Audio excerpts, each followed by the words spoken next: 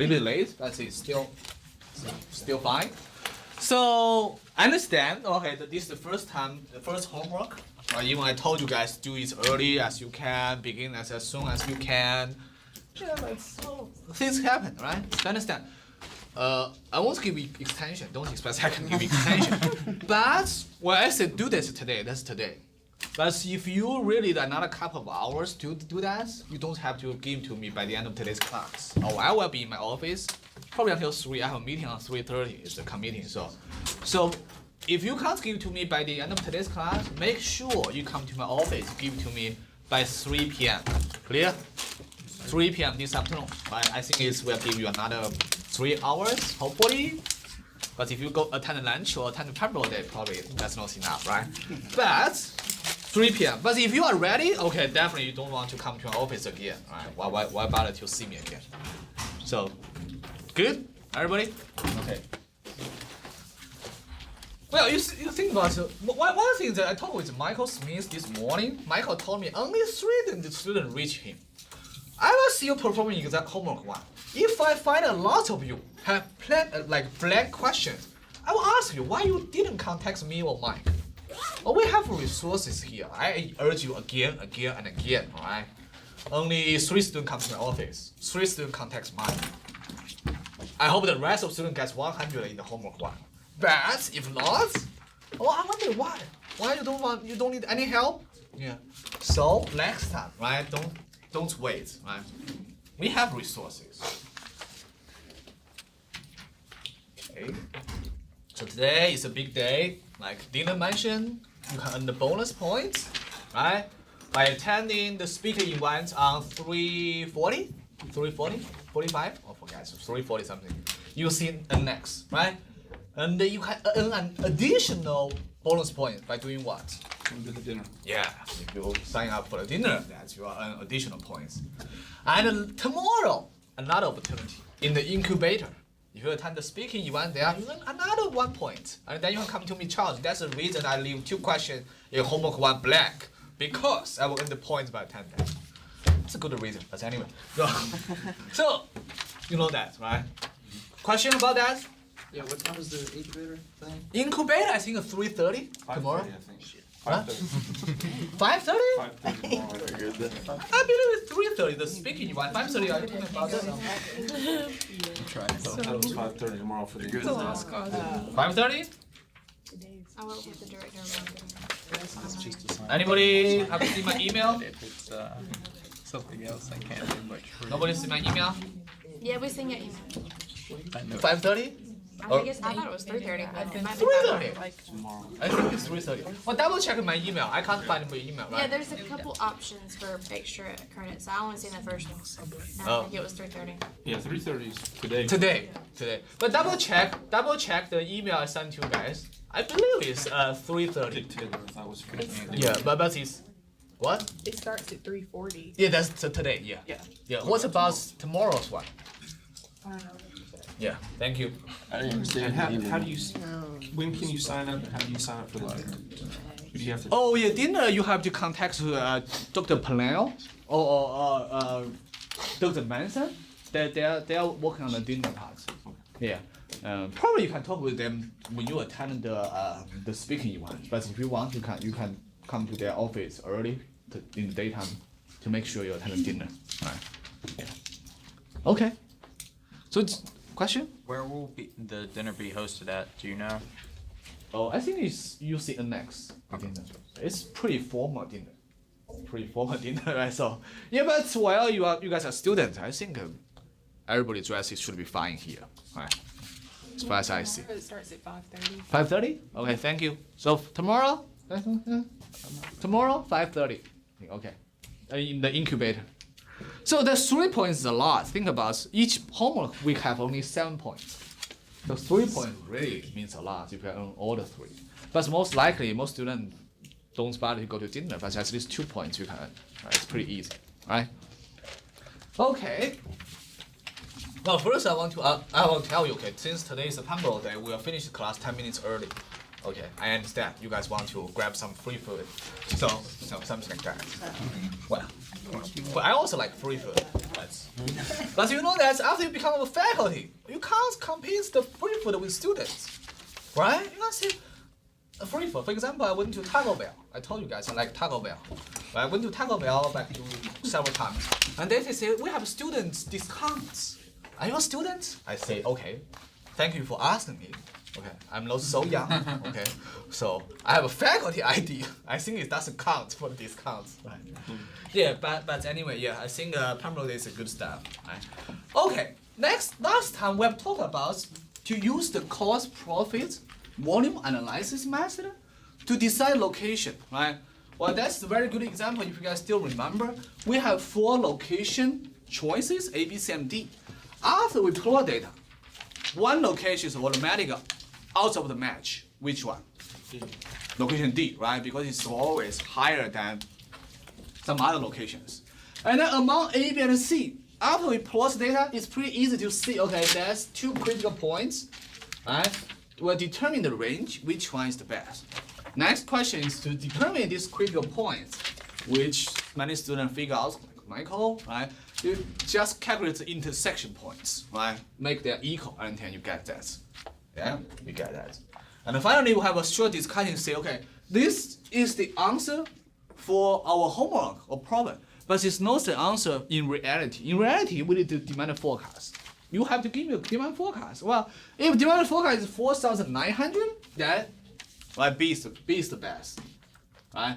Otherwise, 5,100, C is the best. If your demand forecast has some error, then you can make the wrong decision. So that's all connected to each other. Next topic we'll talk about, next model is called factor rating model. So general approach to evaluate location that include both quantitative and qualitative inputs. Well, we have talked about quantitative all the times in the class, right? Because that's the reason we come to this class, right? Use mathematical model to solve the problem. Like last method, there's no qualitative information in this method. All the things are measured by the number, okay? Total cost, revenue, profits, all the things are measured by number. But sometimes we have to consider qualitative factor. For example, if you open a retailer store, well, definitely rental cost is quantitative, right? And utility costs, labor costs, they are all can be quantified. But what about the traffic? Can you quantify the traffic? What is convenient for the customer? You probably can, but it's hard. You probably can only give the rating like 1, 2, 3, 4, right? It's really hard to say it's 82.1 compared to another location 72.5. Well, how do you get this magic number? It's very hard. For example, gender. Well, we consider gender. Can you quantify that? Can you quantify the gender? No? Or yes? Well, now you can. So. You can't, right? Usually you can't, but in some model you can, because you can set male equal to 0, female equal to 1. Some you can. But, well, now we have multiple gender, but with the liberal idea, and it's this United States, we can't use male and female anymore, right? But, well, if you have 5, whatever, no gender, sexual orientation, or whatever, self-identify. But anyway, that's will be very hard, right? If we only male and female, we probably can handle it quantitatively. But we have male, female, female, male, something like that. It's really hard, right? So that's the reason we have to introduce this model, right? First, we'll determine which factor is important. It can be the rental cost, it can be the labor cost, it can be the traffic, okay, it can be the customer habits, or which is totally qualitative. Then we assign the weight to each factor. You think, okay, we are really poor to do the business. Then rental cost is most important thing. We assign 50% weight to rental cost, right? But typically, always should be summed together to 100%. Decide a common scale for all factors, and set a minimal acceptable score. Usually, we use 100. Right? It's easy to understand, right? So the highest is 100 if you get full score for this factor. Lowest is 0. And then you set a minimum, right? For this location, we have every factor above 60. Okay, and it's like your GPA. You still can't graduate, even you get A in all other class, but one required class you get fail, right? So you have to set a minimal acceptable score. And score each location, multiply the factor weights by the score of each factor, and sum the result together. and choose the location has the highest composite score. Unless this location fails to meet some minimal acceptable score. Okay, the easiest way to understand this model is the example. So this example is about a photo processing company. It's intended to open a new branch store. The following table contains information on 2 potential locations. One question is which one is better for us? Right. You can see first. Let's see that 6 factors they are thinking about. For example, proximity to existing source. Do you think it's a quantitative factor or qualitative one? Proximity to the existing resource source. Do you think it's quantitative or qualitative? Qualitative? Quantitative. Yeah. Montreal, why you think it's qualitative? How you can quantify that? Measure distance. Very good. You can measure the distance. And the probably is not the distance, it's a driving distance, right? It's really a driving distance, right? And then, if that's your miles per gallon very stable, right? That's you can. You can also one thing, maybe distance is not accurate enough. If your cost is associated with the gas, you really want to measure the gas consumption between these 2 locations, right? So I agree. This is pretty quantitative. If we consider this factor, we can just use quantitative model. Rinse. Where do they get those scores from, though? Like, is that based on how much profit they could make? Or? We'll talk about that Okay. in 1 minute. Very good question. Okay. Traffic volume, second factor. Quantitative or qualitative, in your opinion? Traffic volume.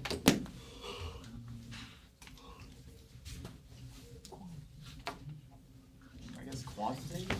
Like, you can count the number of cars? I guess probably it's more to quantitative than qualitative, but I think it's still hard to really accurately quantify that. First, whether you have this accurate number of cars across the streets like per hour per day, probably you don't have that information, right? You can only based on your observation. Then it's coming bias. So, but it's more like quantitative. Rental cost, obviously is what's quantitative, right? That's definitely can quantify. Size, well, size. When you look at size, maybe quantitative, but no, it's not because it's big or small. Okay, that is really that's some degree. Maybe that's 1,000 square feet is your perfect. So you can't say 1,200 is better than 800, right? So that's it's also half and half, quantitative and qualitative. Layout, do you think it's quantitative or qualitative? Quantitative or qualitative? Qualitative. I agree with you guys, right? Because it's really hard to measure. Okay, this layout is like 80% better than the other layouts, right? So operating cost is more like quantitative. And then we see the weights, right? It's assigned 10% to proximity to the existing source, 5% traffic volume, 40% for the rental cost, 20% for layouts, 15% operation costs, 10% sales. So you can see we have the highest weight of factor is the rental cost. It makes sense, right? Because when we consider a new business or a new branch, the cost is probably the most important thing we should consider. Okay, another question Rins has mentioned is that the score. Right? We give for location 1 and location 2. Location 1, proximity to existing source, 100, that's a full score. That's the highest score you can get.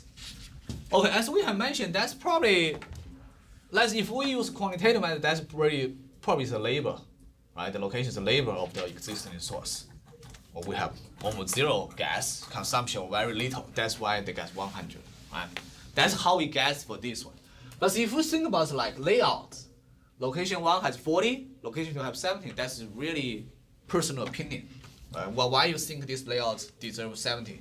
Why is 40? But think about it, when we purchase a house, when you rent a house, you like the layouts or not layouts? Well, it's really personal view. You may have different view with your roommates, right? But that's their decision. So it's sometimes you give the score by calculation, like a distance, like rental cost is pretty straightforward, right? Rental cost 70 and 90, that means probably the second one is much cheaper than the first one. When they just scale, the ratio probably 7 to 9. So that's the rental cost. But for some other like layouts, it's really your personal group of why is give you like 70 something like 40. Clear? Yeah. Okay. Now, your turn. Finish this one. No idea. How do you finish this one? We have the weights, right? We have the weights for each factor. We have the score for each factor. What we have to do is multiply the weight by the score. For example, location 1, factor 1. What should we do? 10% multiplied by what? 100, right? That's the score for location 1 of factor 1. You do the same thing for all 6 factors. Add them together. That's the composite score for location 1. Okay. Okay. Do the same thing for location 2. And the location with the highest score is your best choice. Clear? You guys do 10 minutes. Should be enough.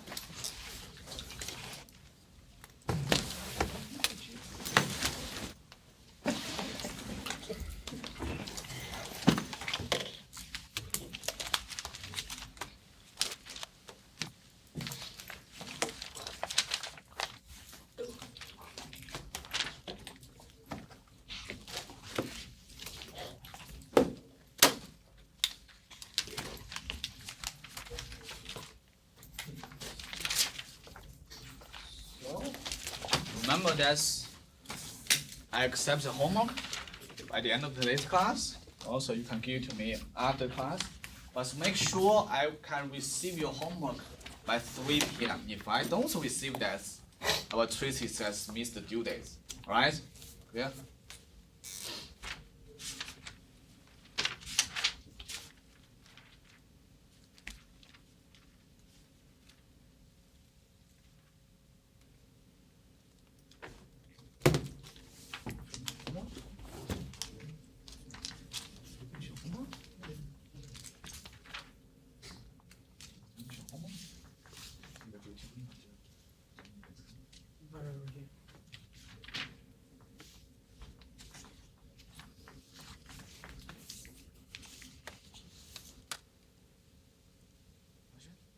No idea?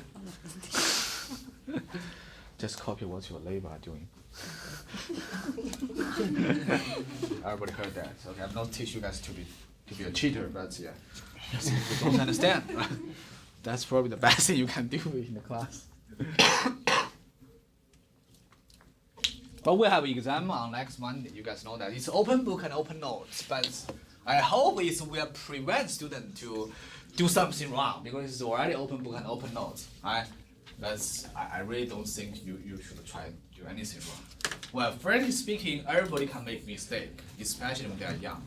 I can confess myself, when I was in middle school, I cheated my like some history class test, and the teacher catch me. Okay, I got 0 and a big penalty. But well, then when you are really little kids, but it's fine. Parents will laugh. Okay, you should need to grow up. You learn the ethics. But when you guys are adults, right? Really, most of you guys. So I don't expect this happen in this class or in UNC Pembroke. But my daughter, right? She always try to trick me all the time.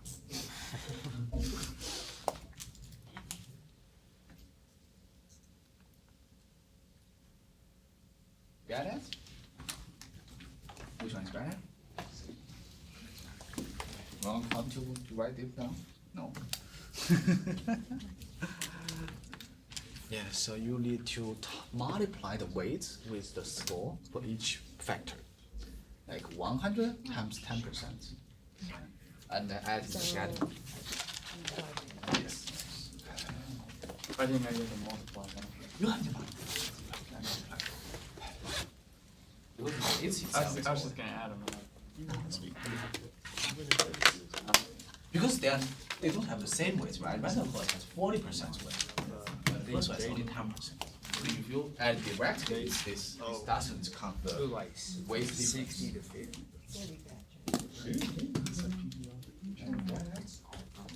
Joseph? Okay. It's pretty easy. Mm-hmm. Almost done. I finished that.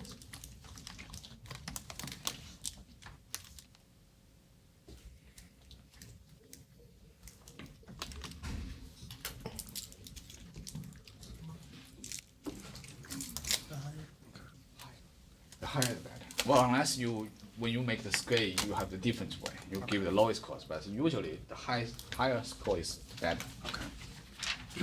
Okay, pretty straightforward for you guys. Okay.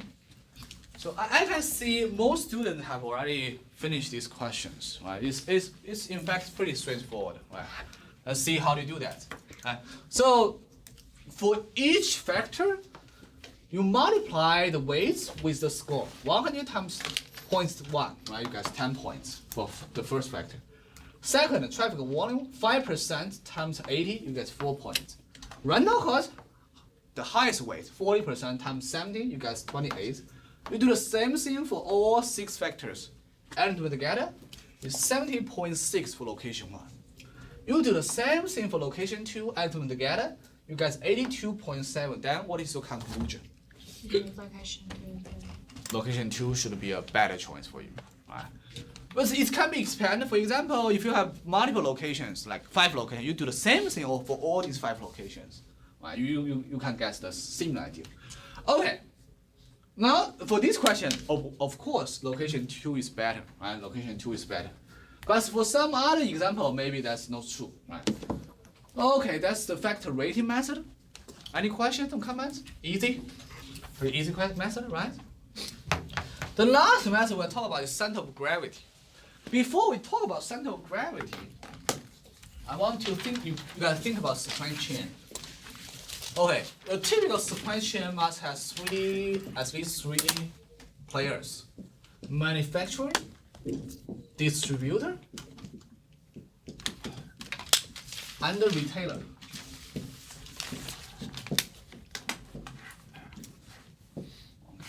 The reason I want you to think about supply chain is that we introduced 3 models in this chapter.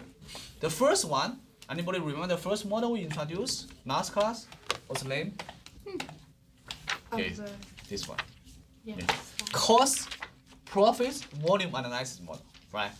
What's the name of the second model we just introduced? Location. Factor rating. Oh, yeah. Factor rating, right? And the third model we will introduce is called the center of gravity method. Let's see, this method is for locating a distribution center that minimizes the distribution costs. Then, pretty obvious by reading this sentence. Which player in the supply chain fits best for center of gravity method? Which players in the supply chain fits best for this one? Distribution. Distributor, right? This is where I talk about distribution center, right? So that is the center of gravity. But it's not the 100% sure, but you know that's most likely, right? Center of gravity fits best for distributor. Okay, that was about the manufacturer and retailers though. First look at that. The model we have go through, cost, profits, volume analysis method, right? 3 locations, we calculate the cost, profits, decide which one is the best. Which player in the supply chain fits best for this model? Cost, profits, volume analysis model. Which player do you think fits best for this model?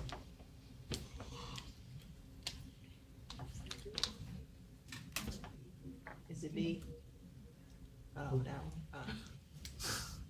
No, it's not ABS. These 3 players here. I mean, this model itself, we use the cost, calculate the cost, and then to see which one has the lowest cost. Manufacturer. Manufacturer. Do you guys agree with Alan? No idea? Also, let's Alan explain why he thinks that manufacturer fits best for this model. Because you're looking at the overall cost of the finished product, and that the volume part of it becomes a real big part of the profit end of it. You know, you want to keep the supply and demand and the ability to be able to fulfill those demands. That's so right. You need to understand that. That's right. And so in fact, if you consider manufacturing, location is not so important, but it's close to I-95, it doesn't matter too much, right? But the cost, with no manufacturing, it's really hard nowadays, especially nowadays. The cost, they want to save each penny they can save. but definitely it's always money talks. So this model fits best for manufacturing. Then, pretty straightforward. Factor rating. Which player fits best for factor rating? Retailer store. Why? Because when you are doing a retailer business, you need to consider both quantitative and qualitative factors, right? Like we talk about layout, something like that. So that's the cost profit, something like that. This is for factor rating. So after we finish this chapter, okay, you may learn, okay, we have learned 3 models. But we need to understand, okay, why we need to learn these 3 models, at least 3 models, and which model we should use when we face the location design in the future. It really depends on your position, the supply chain, depends on many other factors. But I don't want my student get out of the class and only know, okay, I learned that, this, how to use that, when to use that. That's the $1 million question. Okay, I understand you have weapons on your hand, but when to use when and where to use which weapon, that's the key points. Right. So now let's do for center of gravity. It's a pretty simple method to decide the distribution center's location. Well, we will treat the distribution cost as a linear function of distance and quantity shipped. The quantity to be shipped to each destination is assumed to be fixed. Quantity is fixed, right? Method include use of map, show the location of destination. The map must be accurate and drawn to scale. Right? Now that is pretty easy, you can use Google Map or Bing Map. A coordinate system is overlaid on the map to determine the relative locations. Let's see an example here. So if we have 4 locations, D1, D2, D3, D4, those are our 4 retailer stores, most likely, or at least our downstream player. So that means we need to ship our products to these 4 locations. Right? So the coordinate system D1, X coordinate 2, Y coordinate 2, 2, 2. D2, 3, 5, D3, 5, 4, D4, 8, 5. Then we have to decide what is the center of gravity for these 4 locations. If we consider the map of North Carolina, kind of right, map of North Carolina, D1, D2, D3, D4. I'm thinking about D1 like Charlotte, right?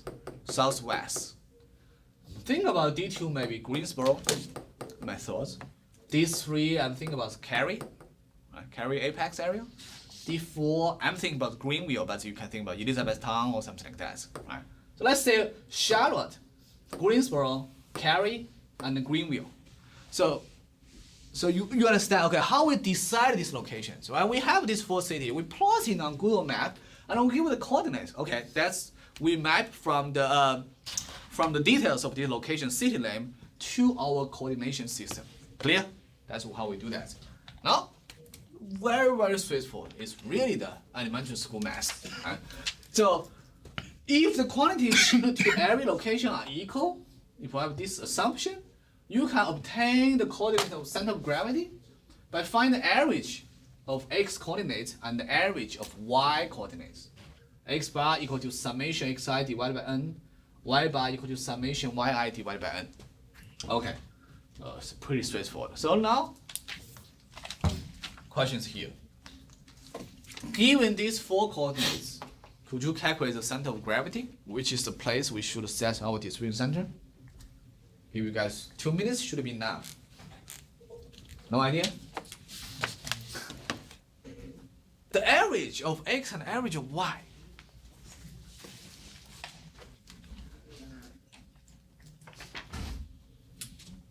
Oh, I can't give you the answer, so that's the reason I want to highlight these slides. So, 2, 2, 3, 5, 5, 4, 8, 5.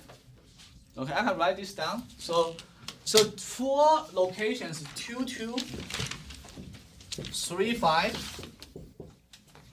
5, 4, 8, 5. These are the coordinates of the 4 locations.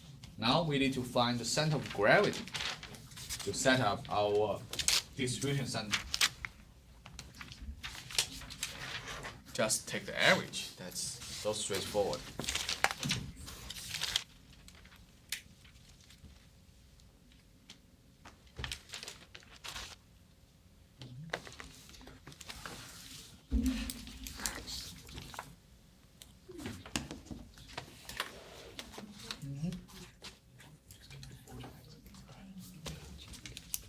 questions? 75.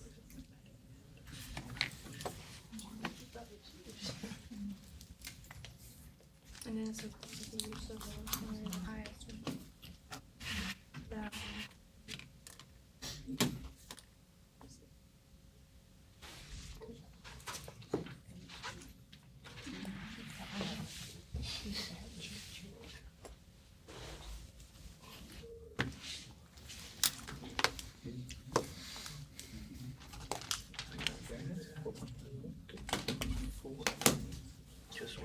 Good job.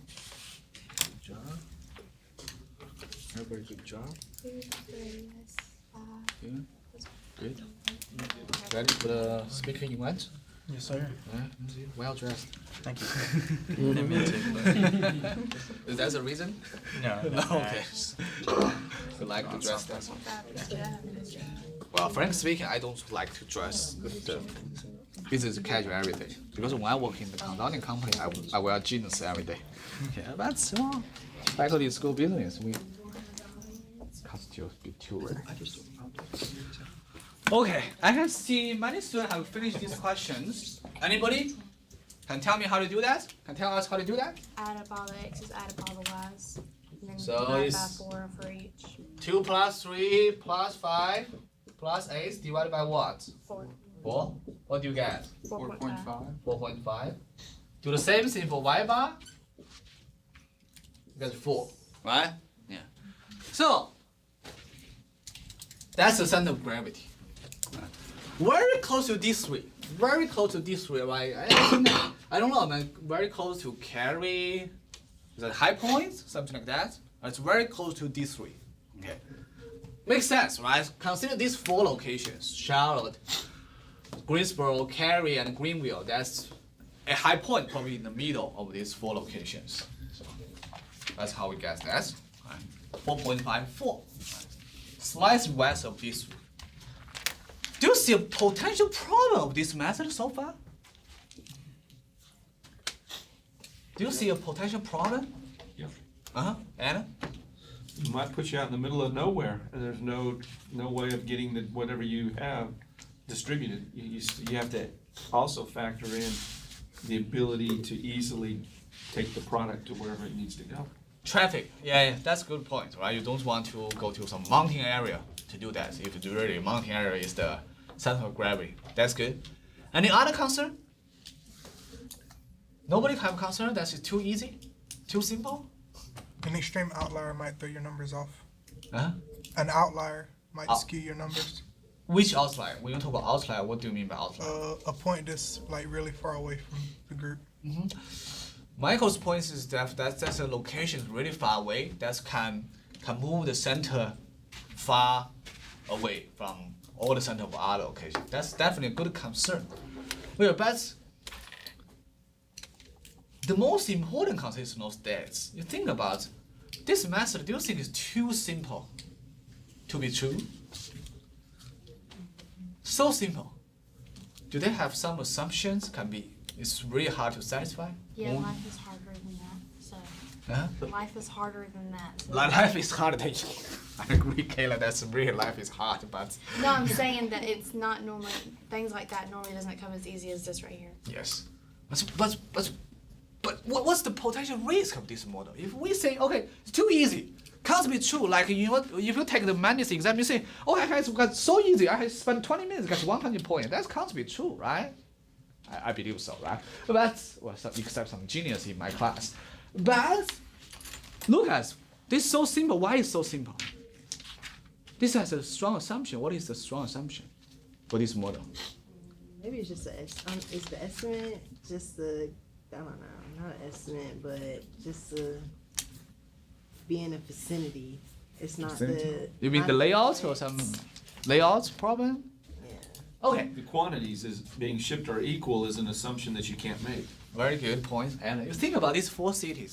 The thing about these 4 is Charlotte, Greensboro, Cary, Greenville. Which one is the biggest city? Charlotte. Which one is the smallest city? Greenville. Right? I don't know what's the business we are talking about when we have this 4 locations. But for most business, I would expect the demand or shipping amount to Charlotte is much higher than Greenville.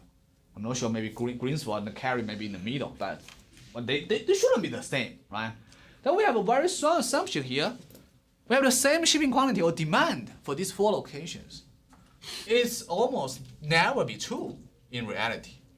Then this method is useless, right? We spent 10 minutes on this elementary school formula, but it turns out useless. No, that's the reason we have the extension of this method. Very easy extension. If the quantities shipped to every location are unequal, we can still use this center of gravity method, but instead of calculating the simple average, we should calculate the weighted average. Right? You think about the weighted moving average method, we have the weight. But what is weight? Quantity is weight. So the location like the Charlotte has the highest quantity, shipping quantity. I will get more weights. So that means I will push my distribution center close to Charlotte. Those has more weights, right? If Greenville has lowest weights, then the center probably is far away from Greenville. Because we don't need to send so many trucks to Greenville, right? So that's the formula. X bar equal to summation xi times qi. That means for each location, like 2 times the quantity shipped to this location, and divided by summation of qi. Do the same thing for y. So it's summation xi qi divided by summation qi. Also summation yi qi divided by summation qi. Oh, let's see the extension of this example. Now you can see, oh, really, our business. No surprise, Charlotte and Greensboro they have highest demand, 800 and 900 weekly quantity, weekly demand. Cary only 200, Greenville only 100. Then, well, you should set up your distribution center. 5 minutes, try to solve this problem. Let's lost again. Just plug them in, right? One thing you should think about is that summation qi, they already calculated for you. It's 2000 summation qi, right? But you need to figure out the numerator. There's these 2 formulas to use.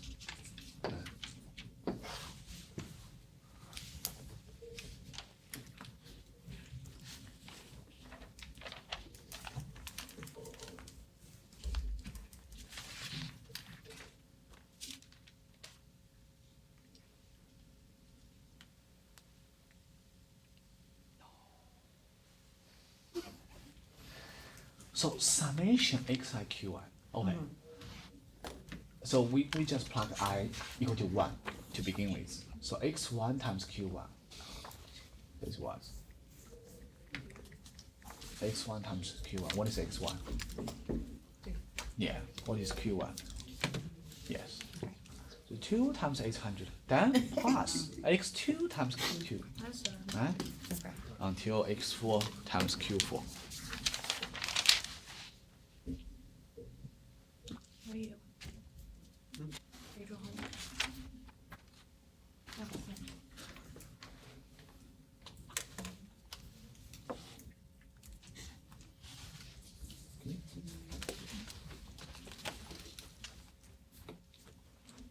Good job. True. You get that? Well. Then okay, so So the numerator is the summation xi times qi. What is x1? What is the value of xi. x1? Let's begin from 1. Oh, 2. Yes. What's q1? Yes. So 2 times 800 plus Oh, so then you x2. do all that and then you add all those together. Yes. Okay. So when we talk about summation, that's how it works.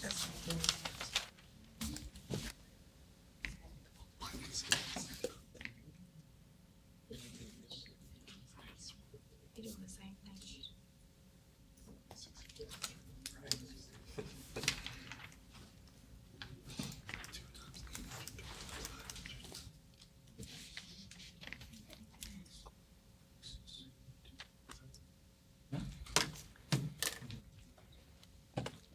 Right?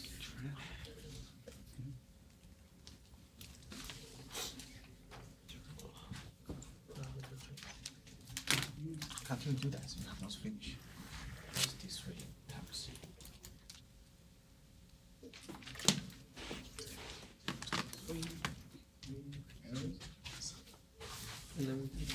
Plus. Times.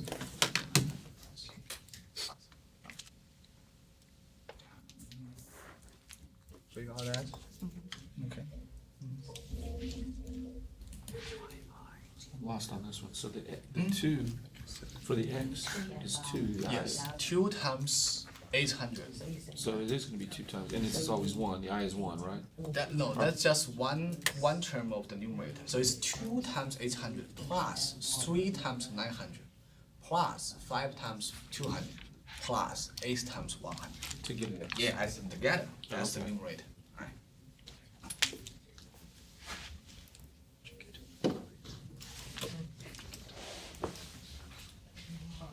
Somebody's out, and then divide it by Good job. The